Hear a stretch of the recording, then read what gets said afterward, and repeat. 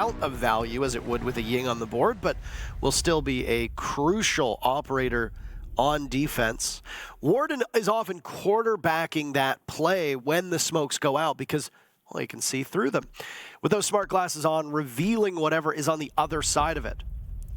Hibana gone, so there will be one fewer hard breacher on the board, but I expect to see an operator that is capable of running that secondary hard breach gadget in place of the Hibana, especially when tackling the bottom floor. Not again. Solas is gone, and Astralis will ban out the Frost for the second map in a row. They must really hate Frost mats. Because again, neither Border or Oregon are the biggest window maps. It's not like a skyscraper, it's not a clubhouse. Of course, there are bump sites like upstairs on Oregon, where windows, they are very present on both master bedroom side as well as the big window and towards the bump site itself. And then there is basement where you don't want to have to worry about looking at the ground. You want to look up head level to take those gunfights. And also, it's an operator that Soniqs likes to bring across most of the bump sites when they are on the defensive side. So it makes sense if you don't care about banning the Asami, for example, because you want to play it yourself. Solas is Soniqs' most banned defender throughout Invite so far, and it could be a mixture of multiple things. It could be that because Solas is such a new addition to the team and they got Citizen over last minute, they don't feel like they are comfortable playing with it or against it, or maybe they just deem that it's too strong, that their opponents, they can use it to quite a high effect, therefore remove it from play. Either way, Solas not able to get played on Oregon. Valkyrie is open once again. It's gonna be Gunner on the Maverick, and you are questioning the secondary hard breacher. Park, and you are correct. Geo, attacker repicking onto Capital to give this basement attack some more strength, right? To execute those fire bolts and the smoke bolts, the secondary can openers with the hatches. No kite being brought that we know. Of course, Soniqs, they don't necessarily have that information. They bring the Maverick just in case to bring open those hatches, in case they were kite clawed. I'm going to be keeping an eye on something that I've been talking about ad nauseum. That's those opening duels. Yeah. Spiff was the standout performer for Astralis. Can he keep it up? Will Rexon bounce back after a rough first game? Will Forest bounce back after a rough first game as well? Soniqs picked this map. They must be very confident, very comfortable. Soniqs, they have played Oregon before a single time. It was a 7-5 victory against Direwolves in a match that they, quote-unquote, didn't seem to care all that much about. I believe this happened so late in group stage that the outcome didn't really make a big difference. And I believe Direwolves was already confirmed home at that point. Whereas Astralis, they played it once as well. It was against BDS. They suffered a 3-7 loss on Oregon as well. So both teams have history with mixed results between them. It's a slow start from Soniqs, just kind of feeling out how aggressive the opponent might be. Flashbang goes out, blinding Forest, force him to run back down the staircase. No engagement will be had, but it means now full map control to the attack inside as all 5 defenders are on the bomb side. We will be looking at these last 20 second executes for most of these basement attacks. There's a long run here through the lower bracket before these teams can make their way to the main stage on Friday. For either of these squads, winner of this contest goes up against Loss 1, the LATAM team that was bounced down to the lower bracket yesterday, losing to Wolves 2-0. Loss 1 will be in action later today.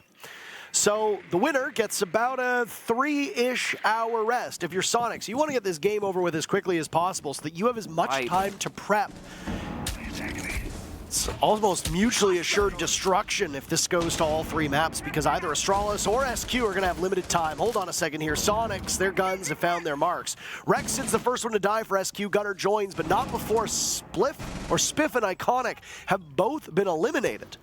3v3, 20 seconds to go. Shuttle in a great position with the shotgun playing next to the laundry machines. It's an easy swing to take out almost all the HP, but Gio is prepared for it. He needs to put something to work. He can't do it. J90 and Grix are in a 1v1 with 5 seconds left, and Pablo can't do a thing. Astralis starts off Soniqs map with a round win. that is one of the first time we've seen Soniqs being far away from one another, and we see the result of it. The trade does not occur. Gio gets shot down in the 1 versus 3 at the very end into that 1 versus 1 from the mirror, and then 7 seconds on the clock. You gotta be sprinting through that bomb site, trying to find it back. Grixer too far away on the Ash, couldn't get the kill.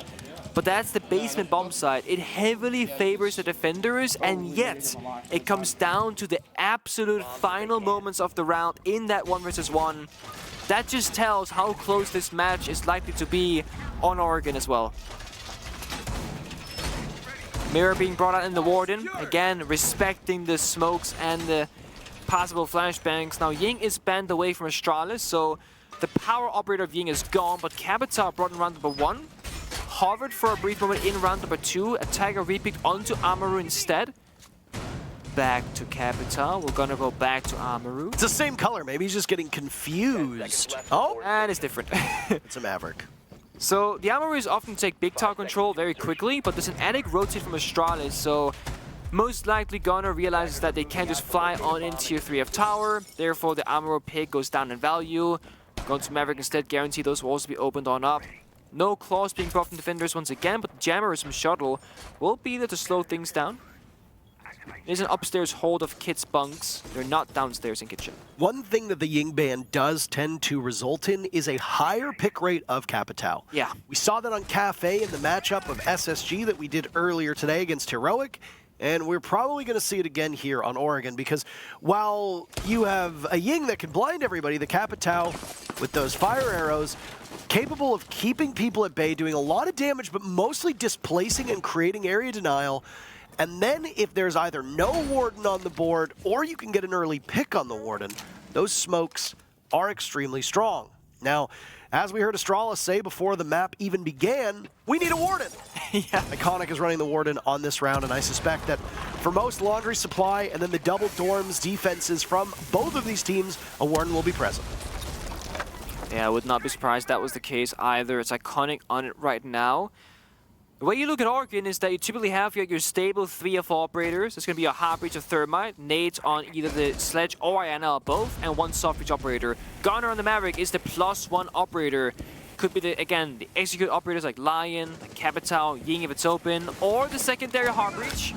Beautiful rotation for Gunnar when that C4 was ripped on open. The Astralis, they're aggressing forward, but Gunnar reads it so well. Gets a kill into Warden. No longer in play. What did I say? You get the Warden down and suddenly anybody with smokes gets exceptionally good value. Gunner's been dropped, Gio to the rescue, J90 dropped, and now he's dead. It's just Shuttle and Forrest last alive. Forrest absorbing a ton of damage, but Grixer's there. This is an all-out brawl. This leaves Forrest to retake. The handiwork of Maverick will be what he assesses. He peeks his way through attic and slowly crouch walks up to the bomb site. Gio gets the diffuser down successfully, and now you're in a post-plant. Forrest doesn't have any intel. Grixer's jumped out big window. Forrest blinded. This is going to be tough for him, and it's Gio who pivots and sees him inside of dorms. Soniqs win round 2. So it's just these side eats right now. Yep. That's all it's going to be, bro. Let's go beat them. No, they're stupid. Dude, Richie, I heard a Nitro get ripped and I beat Feed, bro. I should just kill them. I tried to shoot it. Was the mute not down? That is crazy. Oh. Yeah, no, he was just in pit. And pit attic. Was it the guy who ran to I literally shot him, yeah. I thought I killed him and I ran away from him. And I killed someone else. I shot one guy in the knee once and he died. Probably that guy, yeah. That's crazy. I honestly thought that Gio had ice in his veins. I was gonna make a comment about it after that voice comm, listen in. Because Gio shot the mutant pit so much, turned around and just isolated Mirror in that 1 versus 1. And he did not care about the possibility of a flank. We knew that mute wasn't down because we have the overlay that shows it. And I thought Gio was just like, I don't care. But then, turns out, he was overconfident because he thought he had downed the mute. But it pays off for them, because Gio allowed himself to get so aggressive to get that kill on Mira. Grixer is there with the backup, cleans up the bottom side, and last member is Mozzie on the flank of Big Tower. And if you go, way earlier in the round, you can actually deduct if you're Soniqs who the last member is and where they should be. Because that's the same Muzzy who tossed the C4 early in the round onto Gunner inside a big tower. That means Muzzy's downstairs. He has 3 ways up. White stairs, Armory stairs, and big tower. And you likely have a drone on either Armory stairs or White stairs. That means you can pretty much guarantee the attic is going to be the place of interest. And just hold that angle. Spawn peek. It's successful. It's late in the round. 20 seconds is late for a spawn peek, that is. It's gone off the board. That second set of grenades is gone from the table, but you still got the bug for verticality. It's not all over for Soniqs. They can still take top floor and get their initial plan rolling. One of the very only opening kills that is not contested even in the slightest. Yeah. Very definitive. Rare to come by in this matchup.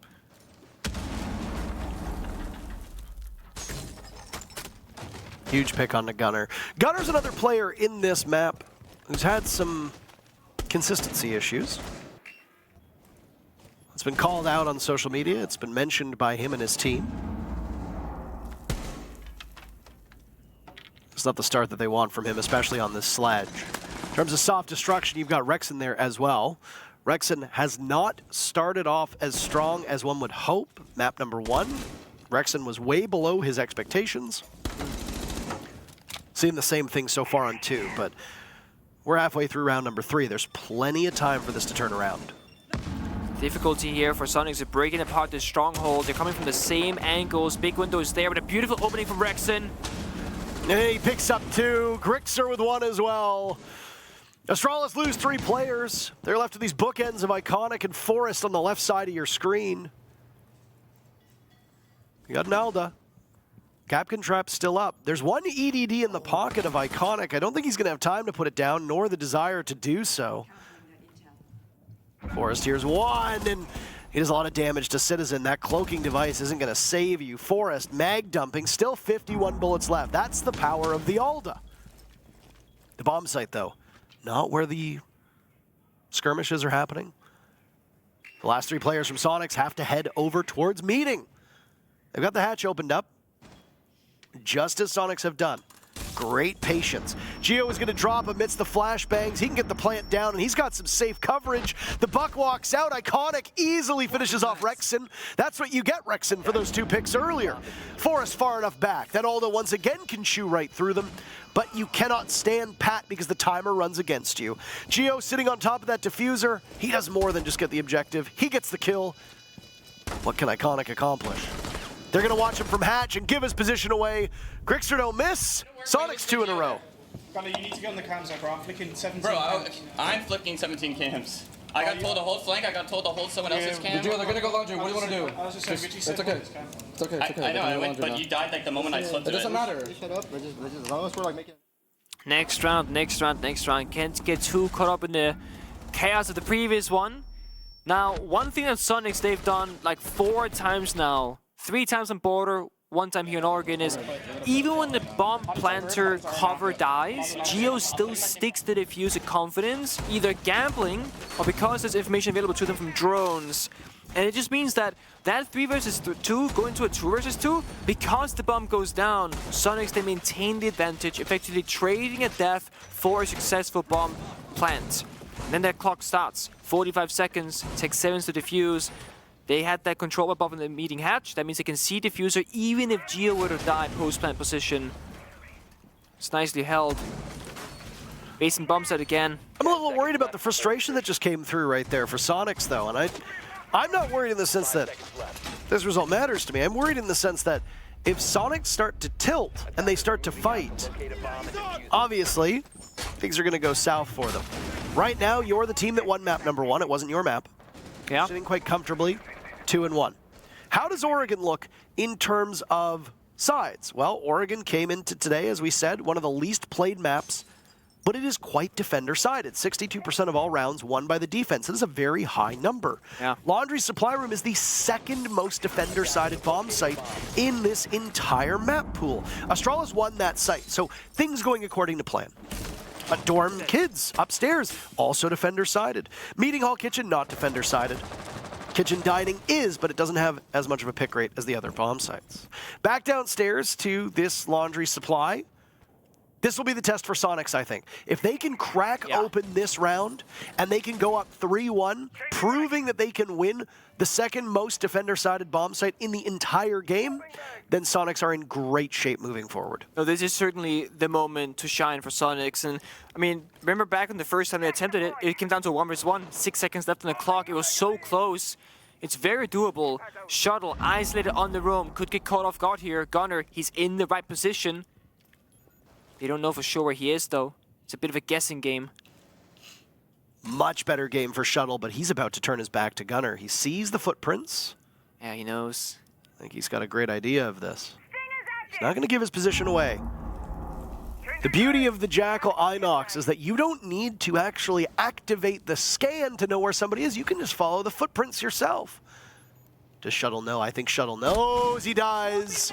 And frustration that was present from Gunner will likely only increase. Astralis picking up kill number 1. That's huge for this bomb site. Yeah. I would argue that Gunner might have been a bit too impatient, and he was down 1 and 3. I'm sure he wants to get active and do something on the map and feel impactful, but just staying alive in that moment for that possible late round flank, because he's already passed that shower hall default camera, that would have granted Soniqs so much value. And now to make things even worse, the secondary MPs do not find the Kite Claw. In previous rounds, Gunner was on the Maverick, that wouldn't be a problem, but right now it is. They're gonna go for backside take possibly with no hatch opening. This should not work for the attack inside. Damning that you lose those smokes as well. That's huge. Smokes plus track stingers they're both combined. An excellent way to conceal a plant. Rexon dies to Iconic. Astralis finding their mark. Spiff getting out-dueled by Grixer, but it's traded back. Shuttle picks up number 2. Citizen's in the middle of the site, and he's tracking so well. He's got a great idea of where these players are. No vault into the cubby. Citizen in a 1v5 that is now a 1v3, and he knows that it's a bit hopeless. He can't get a single kill. Iconic seals the deal. Astralis tie things up at 2 rounds apiece. So bad for fucking body shots, bro. Alright, I think we go... Yeah, I honestly think we go top here, and I'm going to take the zombie tower side. I'm going to fight for tower for my life here, okay? Let's do a pit mirror right now. We're gonna mute forward now, and then let's put another pit mirror here. Let's take a Banshee for the walk-ins right now, so they're just walking it through. Wait, so Yes, sir. Default pit mirror and then 1 kids? Yep. One pit mirror and then one in kitchen. Yeah, one in kitchen. Not bad. My eyes right now on Gunner. Not living up to the statistics right now, 1 and 4, but also in that, as I said, previous round. It's a small thing, but I find it quite impactful. The impatience, wanting to fight Shuttle downstairs in kitchen, completely isolated, no help, no drones, nothing. It's a 50-50 decision to make. Do you fight? Do you wait? It feels frustrating not having any progress being made on your side of the map, but sometimes, as I said, just staying alive is valuable enough, because at least at some point in the round, you can be activated. Instead, Soniqs got attacked 4 versus 5. Astralis knows one less angle can be pushed, one less angle can be held. When that execute comes through, that is where things start falling apart. Gunner now being put back on a more leashed role, gonna put it that way. Having to stay alive on the capital, has the diffuser as well. And Geo actually having to go toe-to-toe with Astralis on the entry, playing the Twitch instead. I think it's very smart when teams, they have the possibility of changing operator roles around depending on who's having a great time and who's not. And Gunner, he's patient, waits in the window repel, finds a free kill onto Shuttle. Let's mute off the board. Gunner needs that. He does. Gunner really needs some confidence to stay in this matchup, because this consistency issues will start to eat away at you, and even if your teammates don't say anything about it, which, for the record, I think Soniqs is a team that will say something about it, especially Citizen and Rexon. But if your teammates aren't saying anything about it, it will impact your confidence. You'll start to change up how you play. You won't feel as compelled to take gunfights because you won't have that same confidence in yourself to win them. You'll start playing a bit more scared, a bit more cowardly, maybe opt for different roles. that can completely derail you, and it'll change the way the team plays because they picked up Gunnar to be this utility player who can also frag well. The good news is, as we've talked about before for Soniqs, they have a ton of utility at their disposal. Look at Gunnar. He's on hard support for this round. He's already smoked, diffuser goes down, and the round is over because Soniqs picked off all of Astralis as they roamed and then collapsed on the bomb site. Perfectly put. Geo again enabling himself because Gunnar can take up that supportive role. 3 armor as well, bro. Look, guys, it's not care. What did he do? Ran out lobby, the front door, went all the way, because I hooked up right, and then I went up, so he went all the way around like. Soniqs already got their 3 rounds. Is that Starbucks on that WWE thing, or what is that? It's arguably Starbucks. first Looks like a half Little one Mermaid. for them. Or Sure, what like the Starbucks logo. the Charlotte wins, it's tied 3-3, but given the fact that Oregon is defender-sided, it's a great place to be in, and they can make it 4. It's going to be a tertiary bomb site attack. We heard Astralis earlier, Iconic saying, when we lose a bomb site, just go through it, don't go back to it twice in a row. They've kept up that promise. Whenever they lose a bomb site, they never return until at least 2 rounds later. I mean, why go back to it if you feel confident, right? Yeah. Dorms, again, is another bomb site that is closer to a 50-50, but still favors the defense. And Astralis have only one laundry supply down below. Yeah. They've not been able to do much on these tertiary bomb sites and nothing on the secondary bomb site either. In fact, that last round was the most dominant that we've seen from Soniqs yet. And they looked so calculated with how they executed. The switch for Gunnar lasts only a single round. He goes back to Sledge. Maybe he earned his way out of the doghouse. I'm not sure. But with the way that they set that up, him playing Capitao, which was something he'd mused with earlier when we saw him flicking between Amaru, Capitao, and eventually settling on Maverick. And he played Maverick on last Storms. It was the right call to stick him on that Capitao. Things worked out beautifully for Soniqs. Now, we know Iconic said he's going to hold big tower for his life, and the thing is, it's only Citizen over here applying a bit of pressure. The main push isn't going to be contesting big tower, but rather that master bedroom side of the map or inside lobby. So Iconic, he'll waste time, arguably, but he'll be alone that side of the map. Soniqs, they don't particularly care about that location. The rest of Soniqs, they look for a frontside attack, while Citizen will go for a backstep on the Nuke to utilize that gadgetry of the Nuke cloaking device. It's a slow round, however. Final attempt for Astralis on, statistically, the more favorable side of Oregon to tie up this game and send us to the second half at 3 apiece. I would say that Astralis unable to get 4 rounds is already a significant loss for them. Yeah. When you look at a map that is won 62% of the time by the defense, 38% of the time by attackers, Astralis needs 4 rounds. Now, in order to tie things up, they've got a first pick on Narexen. That's excellent. The buck is gone. Citizen will follow. Gunnar gets a kill of his own. Soniqs trying to keep it close, but Shuttle up top, putting in so much work, and he sees another outside on Master Bout. Nitro Cell goes out, dancing around it is Geo, and he doesn't want anything with that. He gets out of there. All the while, Grixer off site, smokes Forest. Astralis with the upper hand, but it's close. 3v2 with a minute to go. Soniqs don't really have drones to work off of. Don't really have a ton of utility either. A Selma, breaches, claymores, and an EMP are going to do you pretty much nothing. The Selma might be good enough for opening up one angle, but those drones are what's a real killer. And Astralis collapsing on main lobby. Geo hunting down the bandit, 2 more. Geo has 6 kills. This is an incredible performance from the support player. 1 on the ground. He's in the middle of the site. Sees the Azami and now has to worry about security, and that will be where they ultimately pinch him from. And it's exactly what happens. J90 as the cross. Astralis play cat and mouse with Geo. The first half.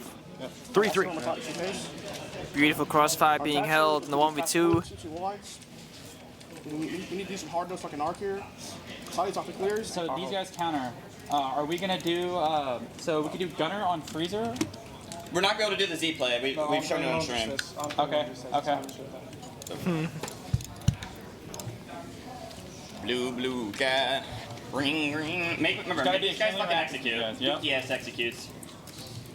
We're right there that don't do the C strat. We've shown it on stream, and this is how it goes, where teams, of course, have many variations of the same, defenses and attacks, and sometimes it's hard to keep track of what has been shown on public streams and what's been done in scrims, many times in the past.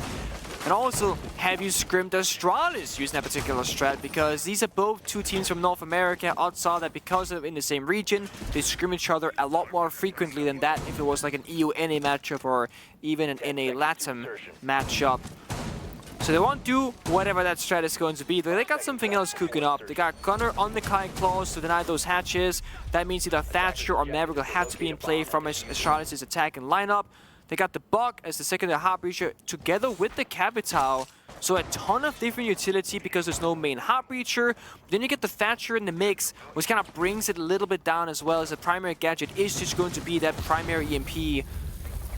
It's a safe lineup. They can deal with, I'd argue, every obstacle in their path. It all comes down to execution, as we always say.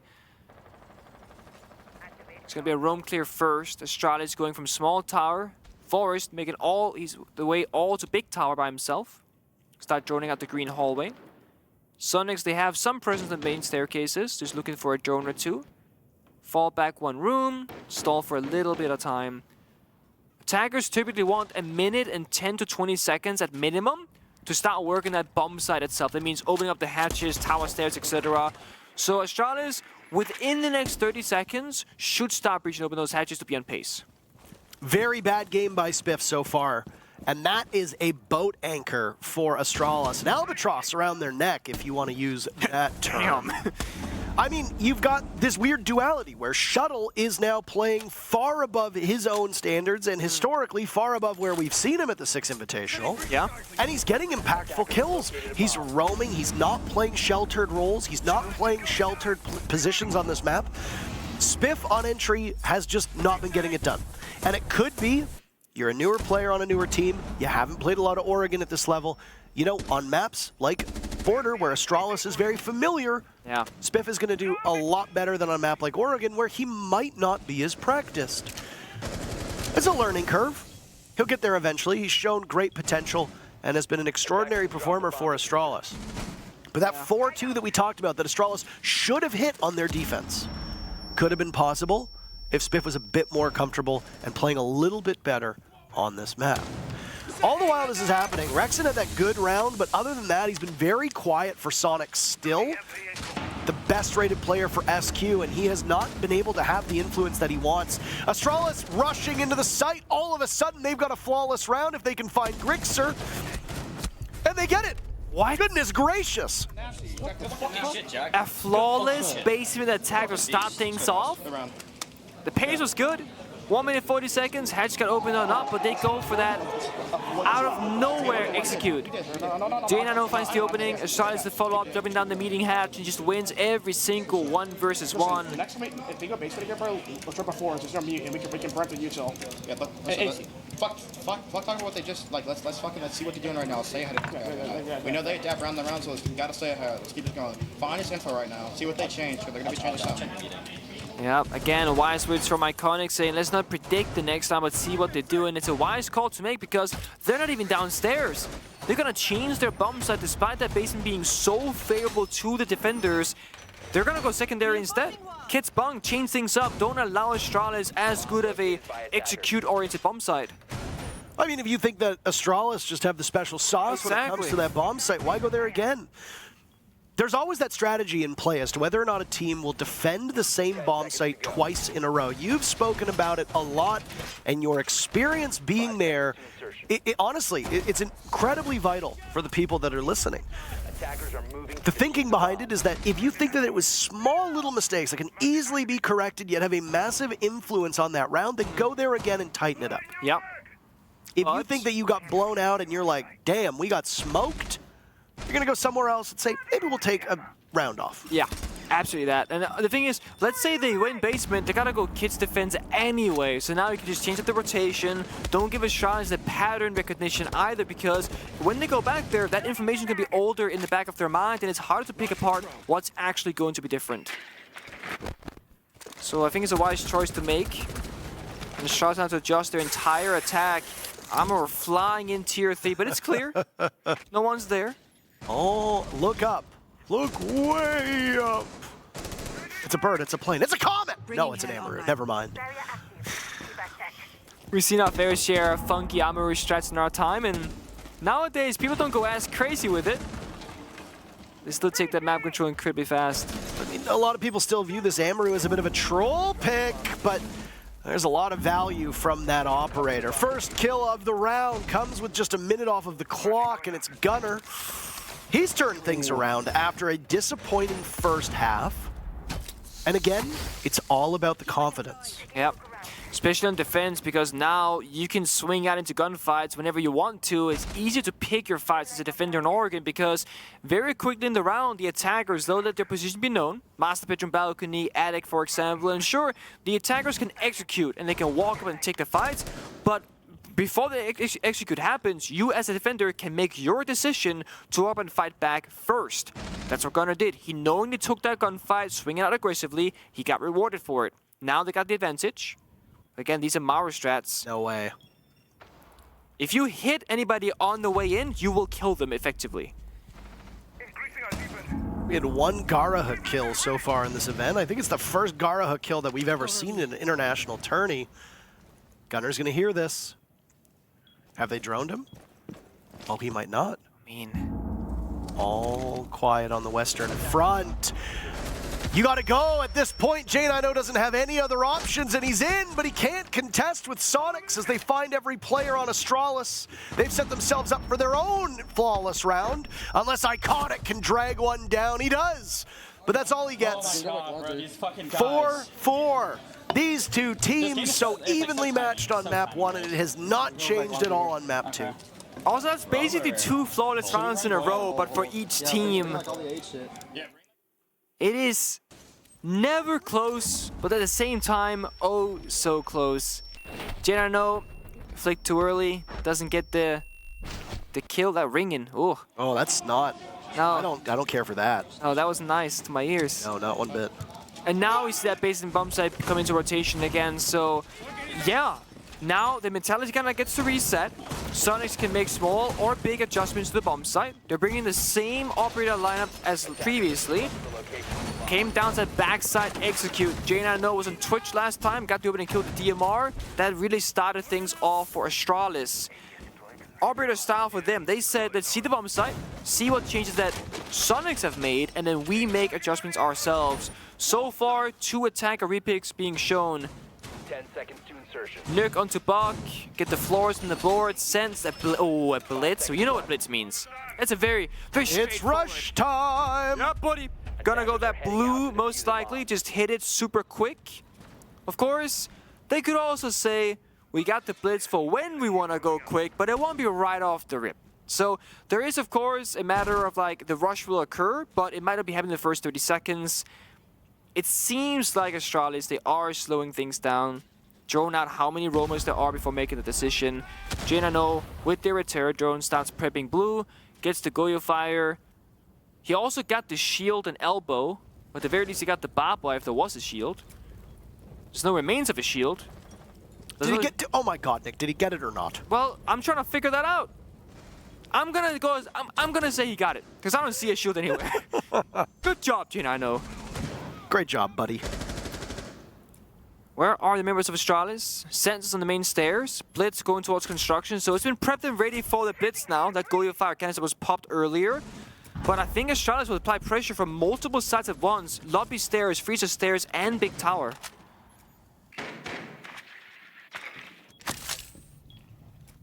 The Electro Shuffle, one of my favorite terms in this entire game. Shuffle those Electra Claws. There is a Thatcher on the board. That was close. But the secondary hard breach works. Bad timing for Gunner, and look at that stank face. Gunner knows it. That is misfortune at its finest. Geo can't get the Rotero drone as it arms, and there it goes, right at the door of blue, leading towards Pillar. J9O and the Blitz just sitting outside. Sends, Blitz. I am excited to see how Astralis go about this. They did it without calling a timeout as well, Nick. Yeah. Grixer's ready for it, and he sees the Blitz going. Grixer has the cross. You thought you could accomplish it, but you could not.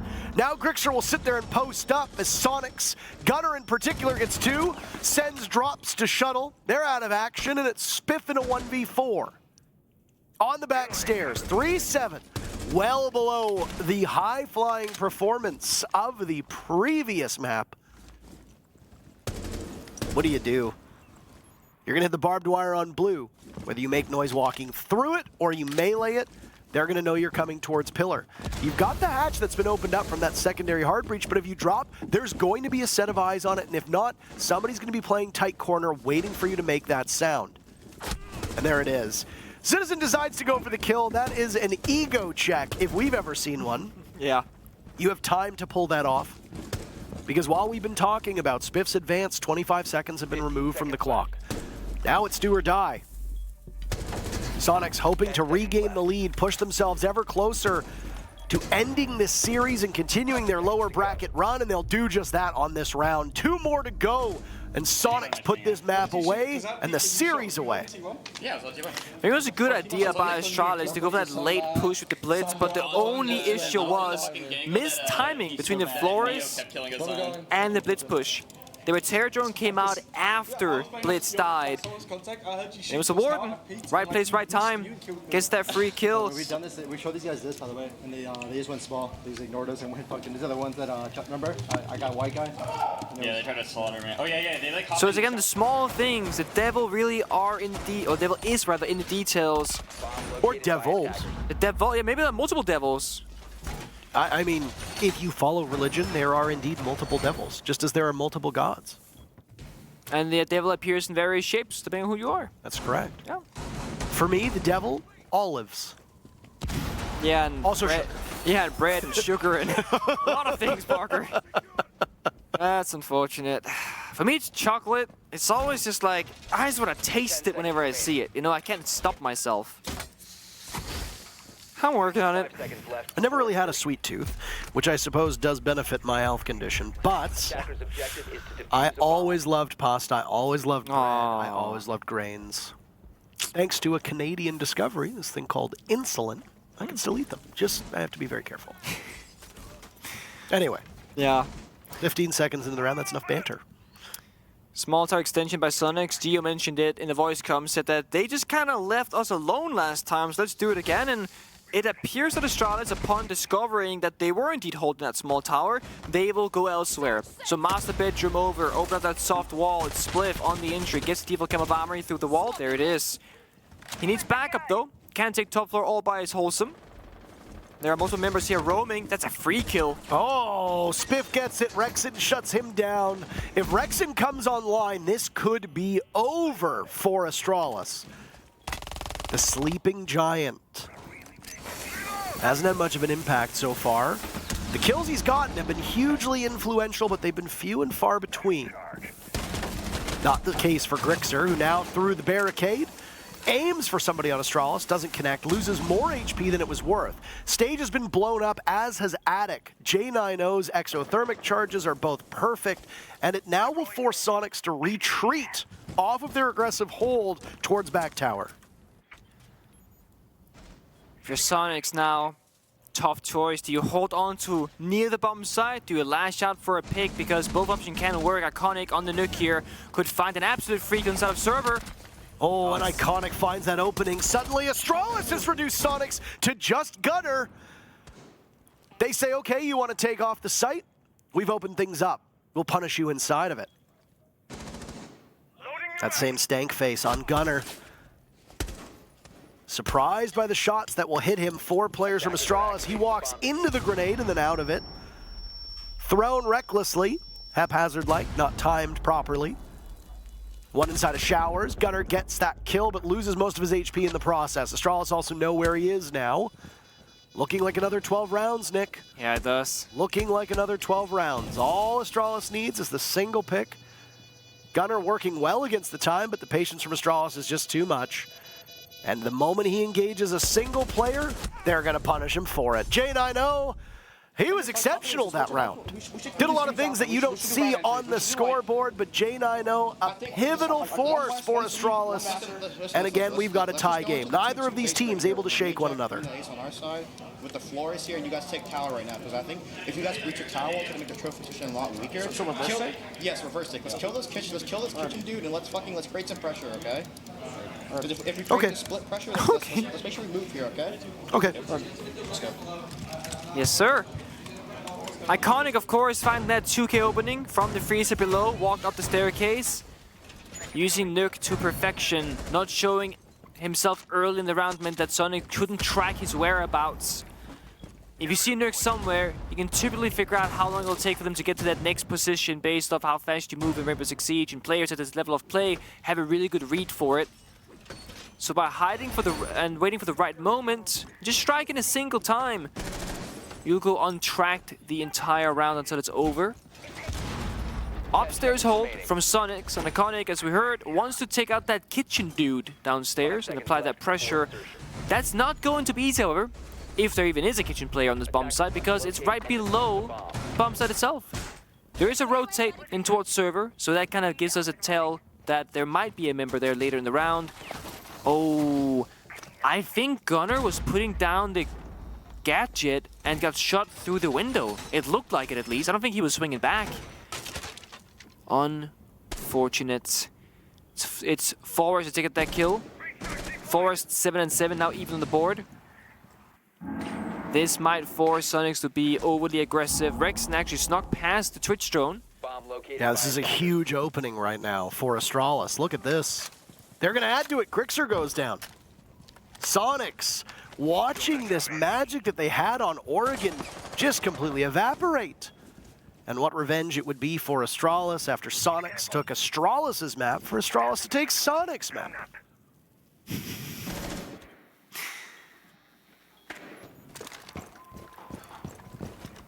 With this big of a lead, the pressure is on not to throw it away. That's the big thing. Risk taken has to be assessed now, the risk versus reward factor. The reward can be big, but what about the risk? Citizen solo on HP, one bullet and he's out. Geo aggressive on the armory stairs towards the lobby itself. He's holding down that part of the map. But the nade, it finishes the job on the Citizen. Enabling Soniqs, well, disabling them rather, and enabling Astralis to hit the bomb site momentarily, but it's a 1 versus 5.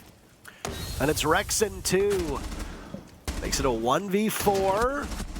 This bomb site does not work in your favor. Diffuser going down, the walls will close in on him. And if these walls could talk, what they'd be saying to Rexon right now is goodbye. Spiff with the final kill. Astralis moves to map point. Yes! Yes! There must be a timeout called from Soniqs right now to try and regain some momentum and set us up for overtime. I mean, certainly there's no way, right? It's gonna go in one more round and risk it all. I believe for the biscuit. Risk it for the biscuit. Astralis calling a timeout, actually. Of course, both teams. No mind. If they're calling a timeout, then like be ready for something. I was gonna say. Maybe they both did it. It's literally for this round. Fast. So if you want to run, if you want to take that risk, that's fine. We should not. What do I do clash instead of smoke? If you want, I'm gonna go captain. I'm gonna triple captain the front door, and I'm gonna double captain the E-box door. Can you guys make all the holes? Yeah. They won't be able to get me out. I'll let you watch the whole back, or you guys gotta watch this blue. Okay. I don't think they're gonna rush if we're bunkering though. That's fine. You guys ready for the, we can do this, right? Clash? Yeah. It's up to you. That's up to you, bro. I'll do clash bar. Remember, on, we just gotta play like bitches. They're gonna try to fucking literally just switch the leg here. I mean, to take smoke. I can go smoke. One of you if you guys want. I mean, So are we roaming or are we bunkering? No, we're Bunker, bunkering. bunker. Listen, one of you guys. Take like a mage. Alright, so it's default room clear until like that take Nick just called? Yeah, and then we already know, and then we run the roam clear take if they're doing the roam. The Capcan's the top of the roam. I'm getting the top off right now. There's a lot happening in those voice comms. A lot of discussion about the bunker hold from Soniqs and whether or not they should play out the clash on this round. Not a very commonly played operator, but it does get, you know, it sees play every once in a while. The downside is that you're typically playing one less gun as Clash has the shield up. The benefit is you have a walking deployable shield that slows and does damage. One of the easiest ways to leverage the clash is if you do a soft roam early on and waste enough time. Well, the clash gets stronger and stronger in the round, just like Smoke does with those toxic babes. The reasoning for that, well, if Astralis has to rush the bomb site sprinting on in with 20 seconds left, 30 seconds left, and Clash is right there to stop them, that's where the value goes up. But if the attacking team has a minute and 30 seconds to deal with the clash, all of a sudden that value goes down as it's a lot easier to deal with. And it's also why we see Citizen aggressive on the room up above inside a meeting. He wants to stall for as much time as possible. He has one member supporting him, Rexon in mid tower. That's going to be how they escort Ben back to bomb site through that tower staircase. It's a big gamble to go on a clash with the match on the line, and we've seen only a handful of clash plays so far at this event, not anywhere near enough to give us some accurate information as to how they'll be. Citizen engaging early, Spiff. The kill, walks away with it. At one point, Spiff was 1 in 5. Yep. Now heating up.